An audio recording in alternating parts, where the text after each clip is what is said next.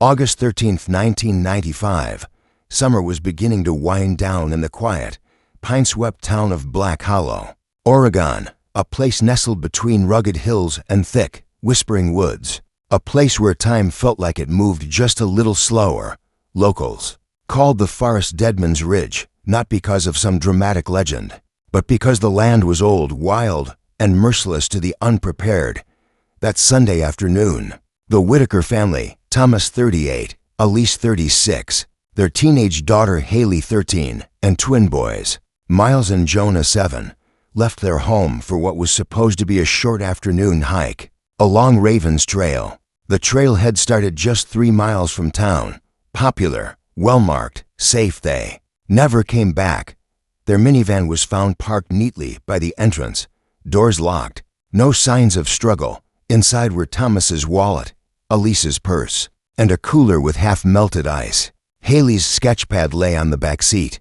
Her last drawing showed a tree with a wide, hollow center. No scream, no broken branch, not a single trace. The search began that night.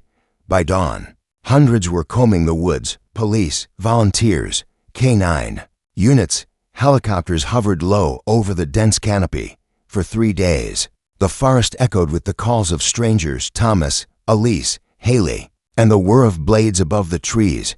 But the forest stayed quiet. 3 weeks later, the Whitakers were declared missing under unusual and suspicious circumstances. Then came the silence. The leaves changed. Snow fell. Another summer came. The forest swallowed another year. The trail reopened. Hikers returned. But Ravens Trail never felt the same. Then, 6 years later, on a gray October morning in 2001, a dog walker named Maggie Pierce took a detour off the main trail. Her golden retriever, Charlie, darted through a thicket chasing a squirrel.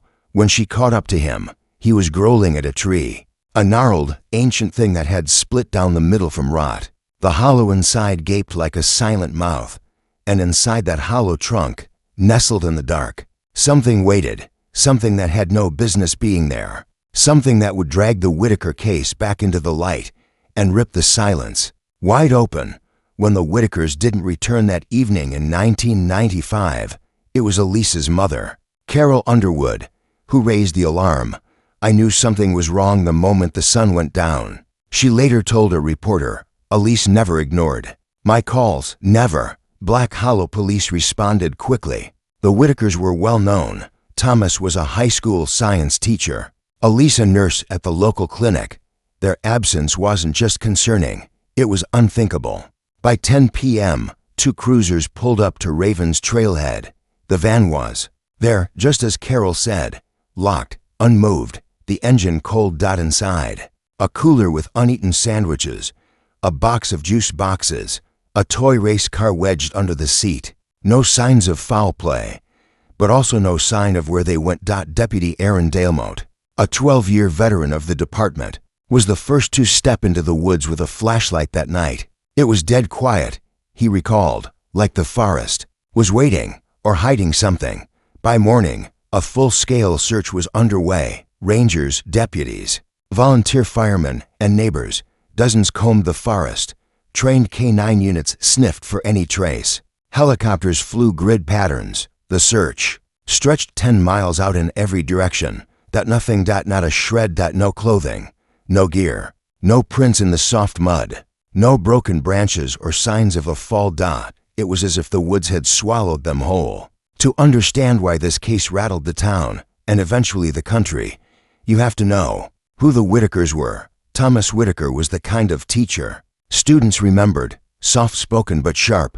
He kept his classroom filled with old science kits and bad puns. He was obsessed with stargazing, and every fall, he'd host night under the nebula on the school's football field. Elise Whitaker was a calming presence, known for sitting by patients' bedsides long after her shift ended. Her co-workers called her the night nurse with the soft hands. She sang to elderly patients when they were scared. Their daughter, Haley, was artistic, sensitive, a little shy, but full of light. She carried her sketchpad everywhere, drawing fairies, trees, and sometimes her dreams. And the twins, Miles and Jonah, were inseparable. Blonde curls, matching jackets, and big curious eyes. They had just learned how to ride their bikes without training wheels. A family full of life, warmth, and kindness. And now gone. As word of the disappearance spread, media trucks descended on Black Hollow like vultures. CNN, NBC, even Dateline. Family of 5 vanishes without a trace. The headlines read. But with all the noise came very few answers. FBI profiler Daniel Crest was brought in 3 days after the initial search. His preliminary report stunned locals. There are no signs of predation, misadventure, or robbery. He said, "This was not an accident. This feels organized, or personal." The FBI set up a mobile unit near the trailhead. Tips poured in. A man claimed to have seen the family eating ice cream 50 miles away. Another insisted he saw a red-haired woman matching Elise's description, boarding a bus in Idaho. None of the tips checked out. Weeks turned into months. The case grew colder by the day. Rumors swirled. Some said Thomas had debts and staged their disappearance. Others whispered Elise had wanted to leave town and took the kids. There was even talk of a mountain lion attack, but no blood, no drag marks, no evidence. Deputy Dalemont never bought into any of them. I walked those woods every day for weeks. Nothing made sense. No animal did this, no hiker, no accident. It was like the forest took them and didn't want to give them back. In the fall of 1996, a single clue briefly reignited hope. A set of children's shoe prints discovered by a hunter 8 miles off trail. They were too small to be adult, too clean to be recent, but rain had already washed away any definitive trace. Testing was inconclusive. The clue led nowhere. After that, the FBI scaled back their presence. The case slipped into silence once more. Carol Underwood, Elise's mother, became the face of the family's loss. She gave interviews, handed out flyers, and visited Ravens Trail every Sunday, rain or shine. "I talked to the trees like they were my grandchildren," she said, "because sometimes I swear they listened." She kept the Whitakers home exactly as it was. Haley's sketchpad stayed on the coffee table. The boys' backpacks remained by the door. Thomas's telescope pointed at the same star. Every year, on August 13th, she lit 5 candles. And every year, fewer people showed up to the vigils. By 1999, the case file had swelled to over 3,000 pages, every tip logged, every search mapped, every theory archived. Detective Greg Mullen, who'd taken over after the FBI stepped back, admitted defeat. "I read the file 100 times. Nothing clicked. No enemies, no double lives, no dark secrets, just a normal family. Gone." Locals still avoided Ravens Trail. Some said the place was cursed. Others believed something darker lurked in those woods. Whatever it was, man, myth, or madness, it had left no fingerprints. Just 5 shadows and a growing silence. By 2001, the Whitakers had become a ghost story told to newcomers. The vanishing family of Ravens Trail. Most believed the case would never be solved, but nature has a way of keeping secrets until it decides to let them out. And that October morning, the forest whispered back.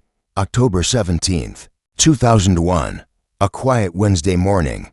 The air was damp, filled with that early fall scent of moss, wet bark, and rotting leaves. Maggie Pierce, 62, a retired school librarian and longtime resident of Black Hollow, had walked Ravens Trail nearly every week for decades. It was her ritual, her peace. She'd never wandered far from the marked paths until that morning, when Charlie, her golden retriever, bolted. At first, she thought it was a squirrel. "Charlie," she called, "get back here." But he didn't return. Following the rustle of leaves, she stepped off trail into a quiet clearing, one she didn't recognize. A heavy mist hung low over the ferns, and the trees formed a tight canopy that blocked most of the sun. Charlie was growling at something, and when Maggie followed his line of sight, she froze. There, standing like a giant sentinel at the center of the clearing, was a twisted old tree, so wide people couldn't wrap their arms around it. Its center was hollowed out, the bark peeling like scorched skin. A jagged crack ran from its base to the upper trunk, exposing a deep, black cavity inside. It looked unnatural, and inside that hollow, something glinted. A child's lost world. I thought it was trash at first, Maggie later told authorities. Like someone had stuffed garbage in there. But then I saw the colors, inside the hollow trunk. Beneath a blanket of dried leaves and matted spiderwebs was a small red backpack. Old, faded. The fabric bleached from time and rain. Its zipper was rusted shut, but the embroidered letters were still visible. H.W. Haley Whitaker. Maggie staggered back, heart pounding. She had been there in '95. She remembered the vigils, the faces, the drawings. Her hand trembled as she pulled out her old Nokia and dialed 911. The forest breathes again within 2 hours. The trail was sealed off. Police tape surrounded the clearing. Forensics vans parked under the trees. Flashlights darted through the underbrush. The FBI, though long withdrawn from the case, was called in immediately. Inside the backpack were items that hadn't seen sunlight in 6 years: a damp, half-filled sketch pad, a broken mechanical pencil, a cracked plastic hairbrush, a candy wrapper from 1995, and something that made one of the officers stop cold: a folded piece of paper, tucked behind the sketchpad. It was a drawing. A girl, presumably Haley, standing beneath a crooked tree, holding hands with 2 small boys. Behind them, in dark pencil strokes, was a figure, tall, faceless, wearing what looked like a hood. The caption, scrawled in childish handwriting, read, "We are not alone." Within days, forensic tests confirmed what many feared: the backpack was real. Haley's fingerprints were on the sketchpad. Tiny fibers from her favorite sweater, the purple one with the little moon patches, were embedded in the seams. The forest had spoken. Now Black Hollow trembled. Detective Greg Mullen, who had since been promoted to county lead investigator, reopened the case. This wasn't just a clue, he told reporters. This was the forest giving something back. Carol Underwood was at home, sipping chamomile tea when the knock came. She opened the door to find Mullen standing with a solemn look on his face, clutching a sealed evidence bag. He didn't have to speak. She saw the backpack and collapsed to her knees. "Oh God," she whispered. She was here all along. Mullen stayed with her for hours. They sat in silence. She held the bag like it was a sacred relic. Her voice cracked when she asked, "Does this mean they were alive after they vanished?" "We're trying to find out," he replied, but he already suspected the truth was much darker. Investigators became obsessed with Haley's drawing. It wasn't just the faceless figure. It was the setting. In the picture, the tree loomed like a monster, but behind it was something unusual: a structure. Half hidden behind scribbled trees was a small, dark square with crosshatch lines. Some believed it resembled a wooden cabin. Others thought it was a trapdoor. Either way, it was a place Haley had seen, and maybe a place she'd been taken to. Search teams were sent back into the forest, this time with cadaver dogs and ground-penetrating radar. The clearing was mapped in full. The trees' surroundings were dug up, scanned, sifted. No other evidence surfaced. But something strange happened. One of the searchers, a rookie officer named Lindsay Kroll, noticed another tree nearby, smaller but with a carving. She brushed away the moss and saw the word etched deep into the bark: HID. It was about 50 feet from where the backpack had been found. As the investigation reopened, a forgotten name reappeared in the case files: Eldon Fry, a loner who had lived in the hills above Black Hollow in a derelict hunting shack. Back in '95, he was briefly interviewed by the FBI when they canvassed the area. He claimed he'd been out trapping raccoons the day the Whitakers vanished. No evidence tied him to the scene, no criminal record, just an odd man with wild eyes and a limp. In 1998, he vanished, left town, disappeared. But one thing stood out in his original interview, a single line noted by the agent. Fry said he'd seen children playing in the woods, but wouldn't say when. Detective Mullen began reconstructing the area. With the backpack recovered, he triangulated where it was found relative to known trails. Old forestry maps revealed an abandoned logging trail that passed within 300 yards of the tree. It had been decommissioned decades ago and led straight toward the ridge where Fry's cabin once stood. The cabin had burned down in 1999. cause unknown. But satellite imagery taken in 1995, when enhanced, showed a small structure in that exact area. Mullen now believed Haley, and possibly the others, had been taken there. But by who? And why? 1 week after the backpack discovery, a forensic team took another look inside the hollow trunk. This time, they peeled back layers of rotted wood deeper in, and there it was, a torn scrap of fabric, possibly a shirt, and under it, a second note, faded, crumpled, likely missed during the first sweep. The words were barely legible, written in what appeared to be black marker on the back of a gum wrapper. I tried to hide, but he found us. It wasn't signed, but it didn't have to be. The handwriting matched Haley's earlier notes exactly. With these new revelations, the media returned like a storm. The story was everywhere. Missing girl's backpack found after 6 years. Evidence points to possible abduction. Locals revisited their memories. People who had lived near the forest swore they'd heard strange cries in the months after the Whitakers vanished. A few even claimed they saw flickering lights deeper in the woods, long after midnight. Nobody reported it at the time. Now, guilt bloomed in silence. The picture was becoming clearer. The Whitakers had entered the woods and never left because someone didn't let them.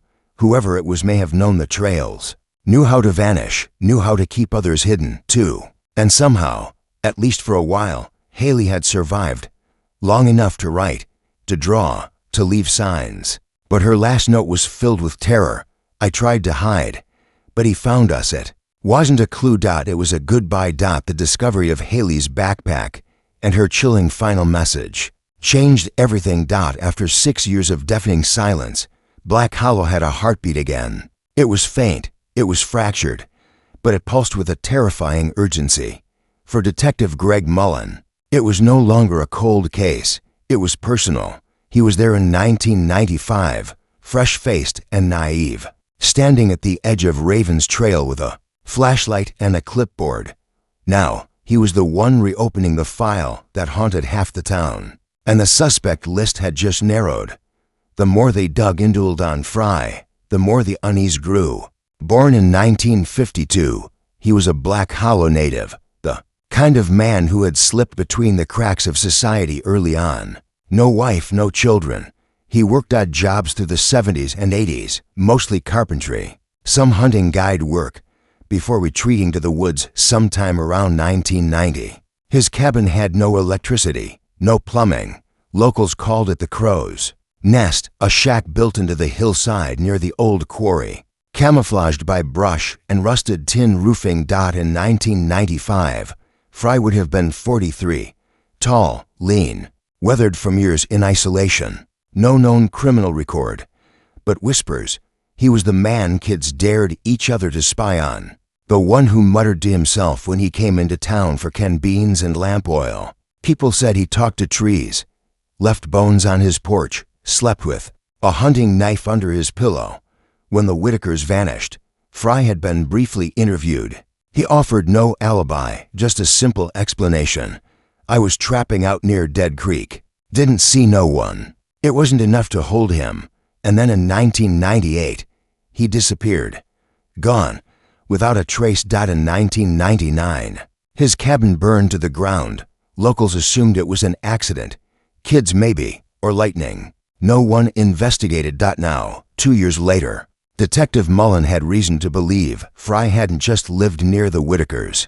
Last known location, he may have been watching them. Mullen got a team together, a forensic anthropologist, 2 deputies, and a cadaver dog, and they hiked to the site where the Crow's Nest once stood. What remained was a rectangle of scorched earth surrounded by the mossy bones of charred beams.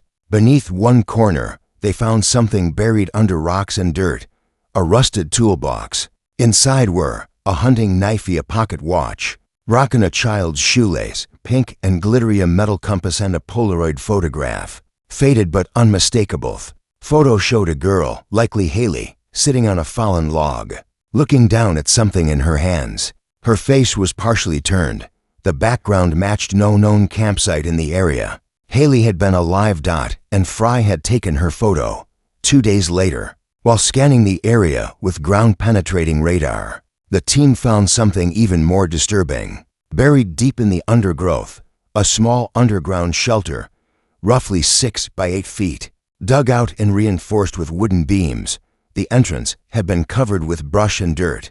Inside was damp and moldy, but still intact enough to examine. What they found inside made seasoned officers go silent. A mold-stained Matressa child's plastic Plata 3 initials. Scratched into the wall, H.M. Janda small, cloth-bound notebook. Water-damaged but partially legible. Notebook wasn't a diary. It was a list. The list written in clumsy, almost childlike script. The notebook contained dates and single-word entries.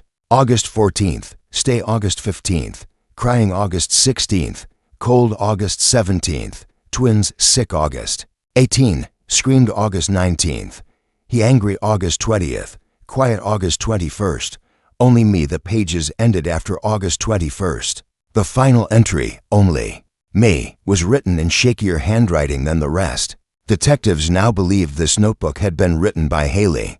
A timeline of her final days in the shelter. It painted a picture more horrific than anyone had imagined. When Carol Underwood was told about the shelter, she insisted on visiting it. "I need to be where they were," she said, "even if it's just once." The team cleared a safe path for her, guiding her through the woods with silence and respect. She stood at the edge of the shelter, staring down into the darkness. "This was her last home," she whispered, "and I didn't even know." She left behind a bundle of flowers and a ribbon from Haley's childhood dance recital. Then she turned, her voice barely audible. "Don't stop until you find him." Investigators began combing through anything connected to Eldon Frye, old receipts, utility records, police reports. One detail stood out. In 1994, he'd been questioned in another town 40 miles away for suspicious behavior. Seen watching children at a campground. Nothing came of it. Another oddity. In a 1987 psychiatric evaluation unrelated to any crime, a social worker described Frye as paranoid, delusional, possibly schizophrenic, and noted he believed certain children are chosen by the forest. It wasn't a crime, but it was a window, a glimpse into a mind unraveling. FBI profiler Daniel Crest returned to the case and began constructing a full psychological profile of Frye. This man didn't act on impulse, he explained. He had a belief system, likely saw himself as a protector or keeper of children, twisted but purposeful. He may have genuinely believed he was rescuing them, but the question remained, where was he now? Was Frye dead in the woods, or had he moved on, maybe taken others? Just as momentum was building, a new lead surfaced.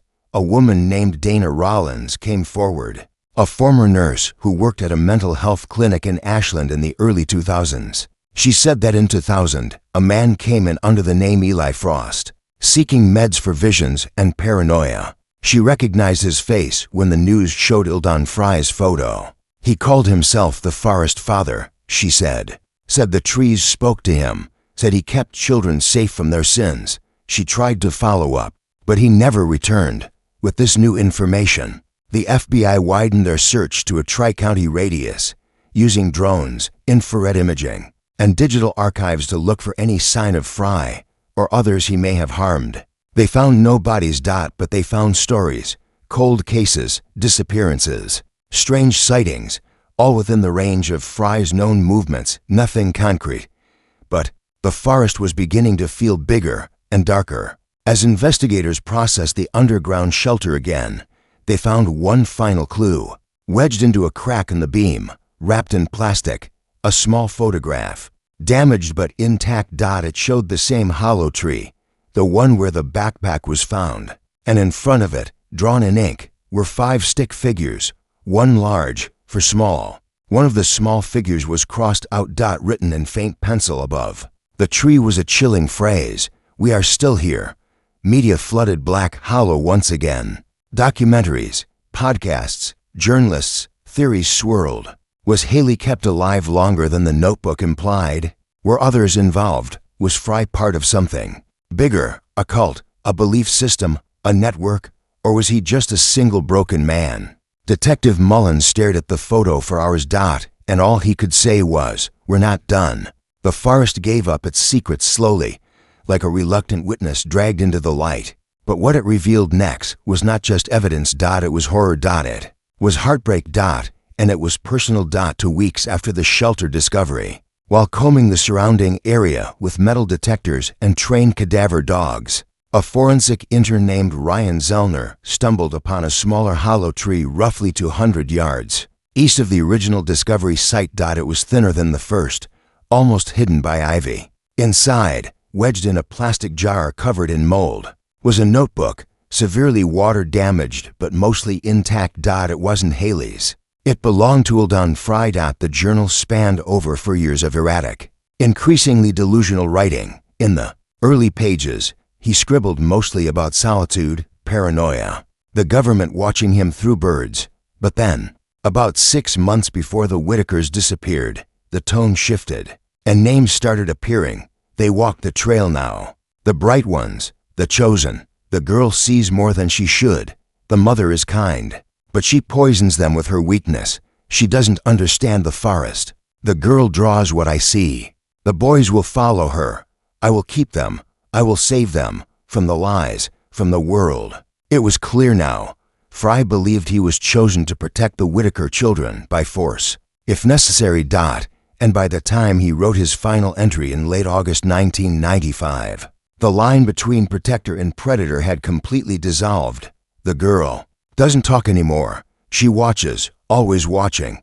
I cannot let her go. She knows the way out. What emerged from both Frye's journal and Haley's own notebook painted a devastating timeline. The family likely encountered Frye somewhere off Raven's Trail, perhaps at a split path, or near the water source. Whether he lured them, ambushed them, or simply followed them is unclear. What is clear is that the family was separated.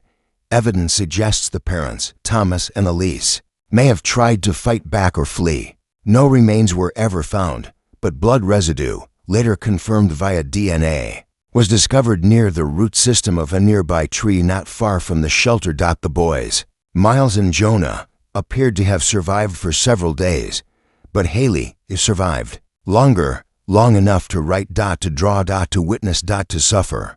Carol Underwood couldn't sleep after reading the journal. She'd begged not to be shielded from it. She wanted the truth, no matter how terrible. I kept wondering, for years, if they'd just wandered off, if they were cold, hungry, if someone could have saved them. She paused, clutching a scarf that once belonged to Haley. But now I know the truth is worse, and I still couldn't save them. Mullen sat with her again, just like he had 6 years earlier. But this time, he said nothing, because there was nothing to say. FBI profiler Daniel Crest delivered his final analysis of Frye in a classified report, later leaked to the press. It described a man whose grasp on reality had fully eroded by the mid-90s. Paranoid delusions, belief in secret messages from trees, birds, Shadow Smesha complex. He believed he had been chosen to protect the innocent from corruption. Projective identity. He saw himself as both guardian and prisoner of the forced obsession with Haley. In the journal, her name appears more than 40 times. An entry stood out to Crest above all. She knows the trees aren't speaking. She sees the man I used to be. To the profiler, it indicated that Frye saw Haley as a reflection, someone who understood what he'd become. And in that clarity, she became dangerous to him. A threat. That's why she was the last one left. In mid-November 2001, during the excavation of an old stream bed near the shelter, searchers found something almost surreal. A metal lunchbox, rusted nearly shut. Inside, wrapped in plastic and cloth, was another note. It was written in Haley's handwriting, short, final. If anyone finds this, please tell Nana I miss her. I tried to be brave. I didn't cry today. It was dated August 20th, 1995. Just one day before her final journal entry. Only me. The note broke the investigation team. Even seasoned agents reportedly wept. It was the kind of note children write when they've accepted the end. And then came the final blow. On December 1st, 2001, just before snow was due to cover the forest again, cadaver dogs hit on a spot beneath a fallen log 40 yards from the shelter. Buried just beneath the soil was a small bundle wrapped in plastic. and linen. Inside was Haley's jacket, the one Elise had sewn patches onto. One patch, a crescent moon, was torn. No bones were found. No body. But inside the coat pocket was a small eraser shaped like a cat, the one Haley used to carry in her sketch pouch. It had her bite marks on it. And with it, a final scrap of paper. He sleeps sometimes, but the forest doesn't. By now, a strange reverence had developed around Raven's Trail. People stopped calling it cursed. They called it haunted, not by ghosts, but by the weight of innocence lost. Hikers left flowers near the hollow tree. Children drew pictures and taped them to the trailhead sign. One local artist sculpted a small wooden bench near the clearing with the inscription, "For the ones who whispered back." The forest became a memorial, a cathedral of secrets, a place forever changed. Then, one final twist. A hunter named Paul Renner came forward with a tip in 2000. While hunting elk near the Deschutes River, 70 miles from Black Hollow, he spotted a strange man camping alone with a child. He thought it odd. The man was twitchy, kept watching the trees, but the child never looked scared. When shown a younger photo of Eldon Fry, Renner nodded slowly. That's him. Could Fry have escaped? Could he have taken another child? Or was it a hallucination? Another ghost in the forest? The investigation team opened a secondary file, because one question still echoed like wind through the trees. What if Fry wasn't acting alone? On December 18, 2001, 6 years, 4 months, and 5 days after the Whitaker family disappeared, a memorial service was held in Black Hollow. All 5 family members were honored. No bodies had been recovered, but the evidence was enough. Carol Underwood read aloud from Haley's final note, her voice trembling but clear. "I didn't cry today." She read, and I think she meant it. By early 2002, the case of the Whitaker family had become more than a tragedy. It was now a legend. A ghost story, yes, but a real one, etched into the bark of every tree on Raven's Trail. The FBI had officially reopened the investigation under a special task force. But as winter blanketed Black Hollow in snow, the forest grew quiet again. And just when investigators feared the trail had run cold once more, the forest whispered back. It started with a simple idea from forensic analyst Casey Lynn. A young tech was new to the team. She was reviewing declassified satellite images from 1995, just days after the Whitakers disappeared. One of the images, taken August 16th, showed a strange heat signature deep in the woods, far off any known trail. But there was something even stranger. A second image, taken 5 days later, showed a second heat signature, this one even deeper, almost near the edge of the mountain ridge. Small, faint, but consistent with a fire. It was a clue no one had followed back then. So now, in March 2002, the team did. After a 2-day hike through ice and dense brush, the search team arrived at the spot marked in the satellite image. It took hours, but the cadaver dogs signaled in a small depression in the earth, near a half-collapsed tree. There, buried 3 feet down, they found remains, 3 skeletons. 2 of them clearly children, the third an adult female. Clothing remnants matched what the Whitakers were wearing that day. The boys' favorite dinosaur T-shirts, Elise's hiking jacket. Dental records confirmed it. Elise, Miles, and Jonah. They had been buried together, carefully, almost lovingly, each one wrapped in a piece of canvas. The adult female, Elise, had her arms positioned around the twins. It wasn't a grave. It was a goodbye. Oddly, there was no trace of Thomas Whitaker among the remains. No bones, no DNA. Some believed he had been killed separately, possibly trying to escape or fight back. Others believed something darker, that maybe Thomas had seen too much or had been kept alive for reasons that defied explanation. In Eldon Fry's journal, there was a single, haunting sentence that now stood out. The father saw, the father tried, the forest took him. To this day, Thomas's body has never been found. While combing the area for further remains, the forensic team re-examined the area where Fry's cabin once stood. This time, they focused on the area beneath the burned foundation. Beneath the collapsed stove and layers of ash, they found a steel box, welded shut, buried in the soil. It had likely survived the fire due to its casing. Inside. Journals, dozens of them. Written by Fry over a span of a decade. And they told a story far worse than anyone expected. In those journals, investigators found confirmation of the unimaginable. Eldon Fry had stalked the Whitakers for weeks. He believed Haley was special and that the forest had spoken to him, told him she was meant to stay. The writings describe how he separated the family. He led them off the trail. With a false path, claimed to be a ranger at first, then turned violent. When Thomas resisted, took the children to the shelter. He returned for Elise, days later. By the time he brought her to the cabin, the boys were already sick, malnourished, cold. She tried to escape with them, he wrote. She begged, she screamed, but she wouldn't listen to the trees. I let her hold them when they were gone. That was her last kindness. This lined up with the discovery of the buried bodies. Fry's journal never mentioned Haley's death, only that she wandered beyond the trees and became part of the silence. Investigators believe Haley likely died from exposure or starvation, possibly even days after Fry himself fled or died. But then came the final twist. In May 2002, just as the investigation neared closure, a hiker 80 miles from Black Hollow, near the remote Wren Cliffs, found a bundle of items in an abandoned hunting shack. Inside, canned food, a sleeping mat, and most disturbingly, a leather duffel bag. Inside the bag were bone-strewn fabric consistent with men's hiking gear, a pair of cracked reading glasses, and a photo of Haley, folded in a plastic sleeved neck, confirmed the worst. The bones belonged to Thomas Whitaker. He had been alive long enough to be moved, possibly dragged, all the way across the forest range. Authorities believe Fry took him as punishment, or perhaps to keep him from telling the world what happened. Thomas, the father who saw, had been forced to watch everything, and then he was discarded, far from the place where his wife and children had been buried.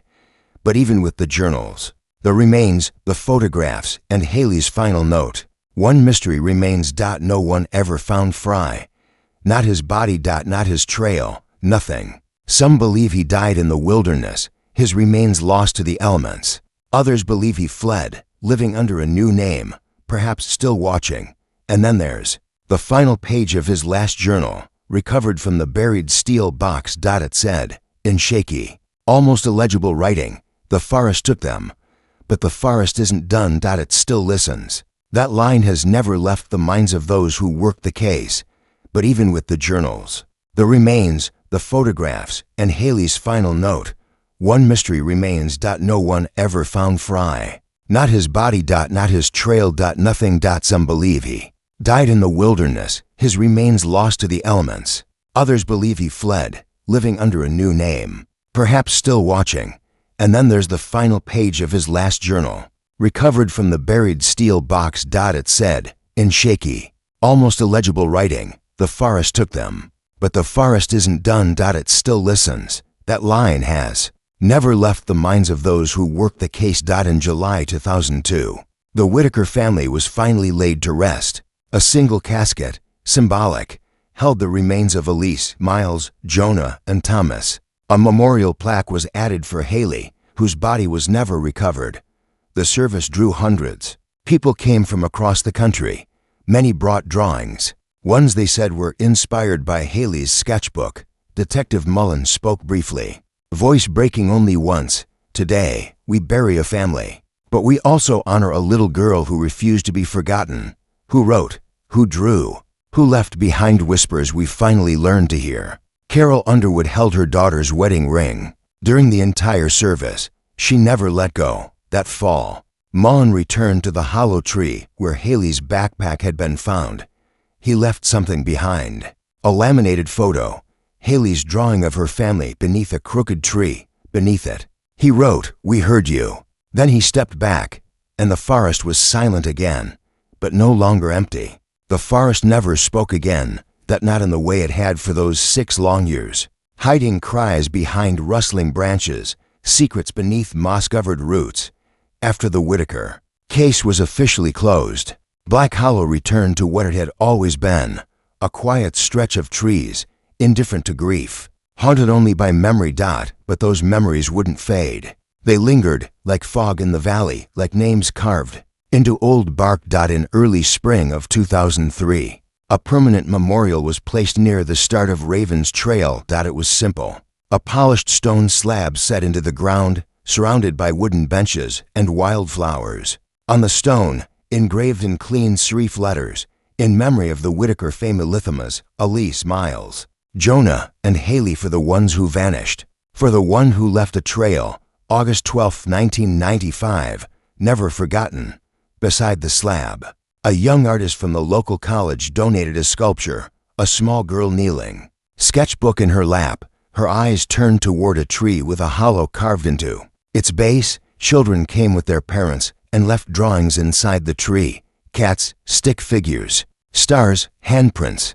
They called it Haley's Tree. Years later, Detective Greg Mullen finally sat down for an interview, not with the press, but for a college podcast run by a journalism student named Rachel Lynn. He spoke softly, reflectively.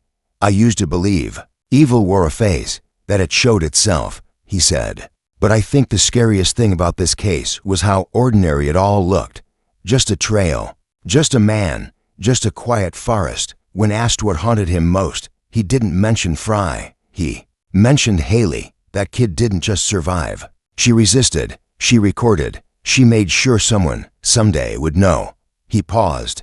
"People talk about heroes. That little girl was one." In 2005, Carol Underwood published a memoir titled Only Me, a grandmother's story of loss, love, and the forest that took them. It became a bestseller. The book chronicled the Whitakers' lives before the hike, Carol's experience during the search, and her spiritual reckoning after Haley's note was found. She donated all proceeds to a foundation she started in Haley's name, the Hollow Light Initiative, dedicated to supporting families of long-term missing persons. She wrote in the epilogue, "I will never stop grieving, but grief is not silence, it is a voice, a candle, a whisper that says they mattered." Over the years, reports would surface now and then.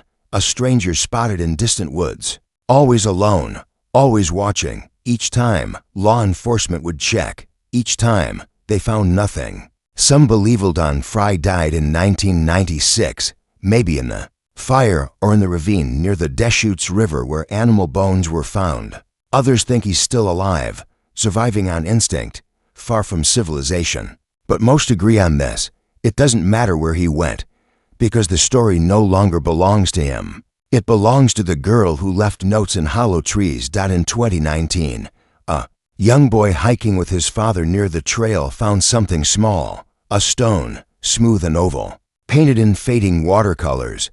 It had a drawing of a cat on one side, and on the other, written in faded black marker, "We're okay now." No one knows who left it.